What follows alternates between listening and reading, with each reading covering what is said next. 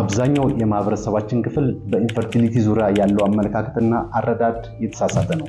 ምክንያቱም የጥንዶችን ወይም የባለትዳሮችን ልጅ አለማግኘት በቀጥታ ከሴቷ ጋር ስለሚያገናኘውና ጣቱን ሴቷ ላይ ስለሚጠቁም ነው። ሰላም ጤና ይስጥልኝ። ፍጹም በርሄ ይባላለሁ። የአዲስ ቻፕተር ፈርቲሊቲ ሀብ ፒኤልሲ መስራችና ማኔጂንግ ዳይሬክተር።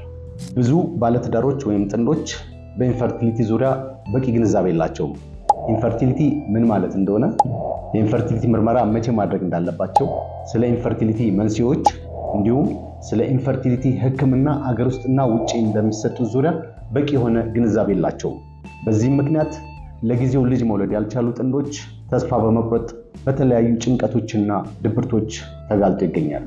አዲስ ቻፕተር ፈርቲሊቲ ሀብም ከተቋቋመበት አንዱና ዋነኛ ዓላማው ህብረተሰባችንን ከላይ በጠቀስኳቸው ርዕሶች እውቀት እንዲያገኝና መቼ ምን ማድረግ እንዳለበት በቂ ግንዛቤ ለማስጨበጥ ነው።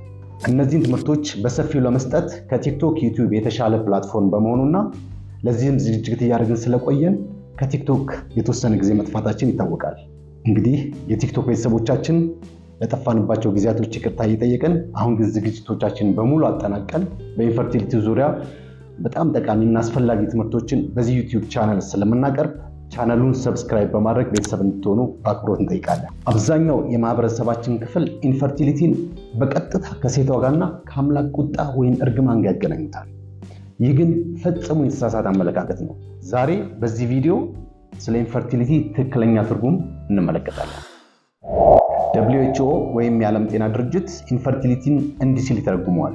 ኢንፈርቲሊቲ ጥንዶች ለአንድ ዓመት ያለመከላከያ በተደጋጋሚ ግንኙነት አድርገው እርግዝና የሚከለክል የወንድ ወይ የሴት ሪፕሮዳክቲቭ ሲስተም ወይም የመራቢያ ስርዓት ህመም ወይ በሽታ ነው ብሎ ይተረጉመዋል። ከዚህ የWHO ትርጉም ቀጥሎ የተዘረዘሩትን 3 መሰረታዊ ነገሮች በመመልከት ስለ ኢንፈርቲሊቲ ትክክለኛ ትርጉም ማወቅ እንችላለን። አንደኛ፣ ኢንፈርቲሊቲ የሪፕሮዳክቲቭ ሲስተም ህመም ወይ በሽታ ነው ይላል። ይህም ማለት ልክ እንደ ነርቨስ ሲስተም፣ ኢንዶክራይን ሲስተም ወይም ዳይጀስቲቭ ሲስተም ኢንፈርቲሊቲም የሪፕሮዳክቲቭ ሲስተም ህመም እንጂ የአምላክ ቁጣ ወይ እርግማን አይደለም። ሁለተኛ፣ ኢንፈርቲሊቲ የወንድ ወይም የሴት ሪፕሮዳክቲቭ ሲስተም ህመም ነው ይላል። ስለዚህ ኢንፈርቲሊቲ ሴቷን ብቻ ሳይሆን ወንዱንም የሚያጠቃ የህመም አይነት ነው ማለት ነው። እንደ WHO ሪፖርት መሰረት በዓለማችን ለሪፕሮዳክቲቭ ኤጅ ከደረሱ 6 ሰዎች አንዱ በህይወት ዘመናቸው ለኢንፈርቲሊቲ ተጋላጭ ናቸው። ወይም ደግሞ በሌላ አገላለጽ ዓለማችን ላይ ካሉት አዳልት ፖፑሌሽን 17% የሚሆነው በኢንፈርቲሊቲ ይጠቃል ማለት ነው። ለዚህም ሴቷ ብቻዋን 35% አስተዋጽኦ ስታደርግ ወንዱም በተመሳሳይ 35% አስተዋጽኦ ያደርጋል። ሁለቱም ጾታዎች ደግሞ 20%ን አካባቢ ሲወስዱ ምክንያቱ ያልታወቀ መንስኤ ተብሎ ደግሞ 10%ቱ ይገመታል ማለት ነው። ከዚህ የWHO ትርጉም በሶስተኛ ደረጃ የምንመለከተው ቁም ነገር ጥንዶች ኢንፈርቲሊቲ ያለባቸው የሚባለው ለአንድ ዓመት ያለመከላከያ በተደጋጋሚ ግንኙነት አድርገው ጽንስ ሳይፈጠር ሲቀር ነው። ለምንድን ነው 1 ዓመት የተባለው? ብዙ ጥንዶች 2 ዓመት፣ 3 ዓመት፣ 4 ዓመትም ከቆዩ በኋላ የኢንፈርቲሊቲ ምርመራ ያደርጉ። አንዳንድ ቀድሞ ያወቁ ጥንዶች ደግሞ ትዳር ካረጉ በኋላ በ4ኛው ወይ በ5ኛው ወር ልጅ እምቢ ካላቸው ወይ እርግዝና ካልተፈጠረ የኢንፈርቲሊቲ ምርመራ ሊያደርጉ በየሆስፒታሉና በየጤና ጣቢያው ይሄዳሉ። ትክክለኛው የኢንፈርቲሊቲ ምርመራ የሚደረግበት ጊዜ 1 ዓመት የሆነበት ምክንያት ግን በአንድ ሜንስትሬሽን ሳይክል ወይም ደግሞ በአንድ ወር ግንኙነት እርግዝና የመፈጠር ቻንሱ በአማካኝ 20% ብቻ በመሆኑ ነው።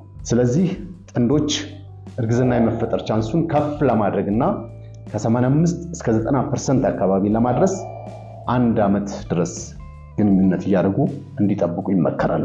ከ1 ዓመት በኋላ እርግዝና ካልተፈጠረ ግን ጥንዶች የኢንፈርቲሊቲ ምርመራ እንዲያደርጉ ይመከራል። ይህን ስንል ግን እርግዝና እምቢ ያላቸው ጥንዶች ሁላችሁም 1 ዓመት ድረስ መጠበቅ አለባችሁ ማለት አይደለም። 1 ዓመት ሳትቆዩ የኢንፈርቲሊቲ ምርመራ ማድረግ ያለባችሁ ጥንዶች እነማን ናቸው? አንደኛ፣ ከዚህ በፊት የኢንፈርቲሊቲ ችግር እንዳለባችሁ የምታውቁ ጥንዶች፣ ከዚህ በፊት ቀደም ብሎ እርግዝና አስቸግሯችሁ በተለያየ ሕክምና በመታገዝ ወይም በተለያየ ሕክምና እርዳታ ተሳክቶላችሁ እርግዝና አግኝታችሁ የወለዳችሁ እና አሁን ላይ ለሁለተኛ ወይ ለሶስተኛ ጊዜ የምትሞክሩ ጥንዶች ካላችሁ 1 ዓመት ሳትጠብቁ የኢንፈርቲሊቲ ምርመራ ማድረግ ይኖርባቸዋል። ሁለተኛ፣ የሚታወቅ የኢንፈርቲሊቲ ሪስክ ፋክተር ወይም አጋላጭ ምክንያቶች ያላችሁ ጥንዶች፣ ለምሳሌ ሴቷ የሚታወቅ PCOS ካለባት፣ ሚኒስትሬሽን ሳይክሏ ኢሬጉላር ከሆነ እና የመሳሰሉት የሚታወቁ ችግሮች ካሉ ለኢንፈርቲሊቲ አጋላጭ ምክንያቶች ሊሆኑ ስለሚችሉ ጥንዶች 1 ዓመት ሳትጠብቁ ቀድማቸው የኢንፈርቲሊቲ ምርመራ እንድታደርጉ ይመከራል። ሶስተኛ፣ የሴቷ ዕድሜ ከ35 ዓመት በላይ ከሆነ።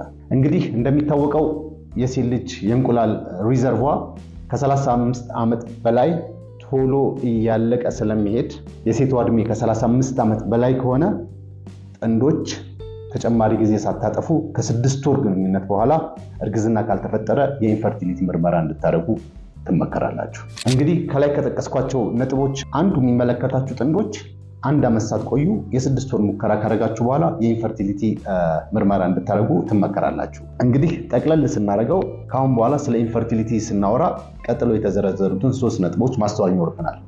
አንደኛው፣ ኢንፈርቲሊቲ የአምላክ ቁጣ ወይ እርግማን ሳይሆን የሪፕሮዳክቲቭ ሲስተም ህመም ነው። ሁለተኛ፣ ኢንፈርቲሊቲ ወንዱንም ሴቷንም ኦልሞስት በኩል የሚያጠቃ በሽታ ነው። ሶስተኛ፣ ጥንዶች የኢንፈርቲሊቲ ችግር አለባቸው የሚባለው ለ1 ዓመት በተደጋጋሚ ያለመከላከያ ግንኙነት አድርገው እንዲሁም የሴቷ ዕድሜ ከ35 ዓመት በላይ ከሆነ ለ6 ወር ግንኙነት አድርገው እርግዝና ካልተገኘ ይሆናል። ስለ ኢንፈርቲሊቲ ትርጓሜ ይህን ያህል ከተመለከትን የኢንፈርቲሊቲ ቀጥታ የአማርኛ ትርጓሜውን ደግሞ እንመልከት። ኢንፈርቲሊቲ ቀጥታ የአማርኛ ትርጓሜው መካንነት ማለት ሲሆን በእኛ ማህበረሰብ ያለው አረዳድ ግን ትንሽ ከላይ ከተመለከትናቸው ዴፊኒሽኖች ወጣ ስለሚል ነውና በእኛ ማህበረሰብ መካንነት ማለት መውለድ አለመቻል ተደርጎ ነው በአብዛኛው ማህበረሰብ ክፍል የሚወሰደው። ይህ የሆነበት ምክንያት ደግሞ ከዚህ ቀደም የመሃንነት ምርመራዎች በበቂ ሁኔታ አለመኖራቸው፣ ሕክምናዎችም አለመኖራቸው እና በዛ ችግር ውስጥ የነበሩ ብዙ ሰዎች ልጅ ሳይወልዱ በመቅረታቸው መካንነትን ለዘለቄታው ልጅ ካለመውለድ ጋር የተሳሰረ አመለካከት እንዲኖር አድርጓል። አሁን ግን ጊዜው ተቀይሯል። የተለያዩ ምርመራዎች ለወንዱም ለሴቶችም እንዲሁ ደግሞ እንደየህመሙ ወይ እንደየበሽታው ኬዝ የተለያዩ ሕክምናዎች በሀገር ውስጥ ይሰጣሉ፣ እንዲሁም በዓለም ዙሪያ ይገኛሉ። ሀገራችን ውስጥም የተለያዩ ስፔሻሊስቶች እና ሰብ ስፔሻሊስቶች ይህን ሕክምና የሚሰጡ ይገኛሉ።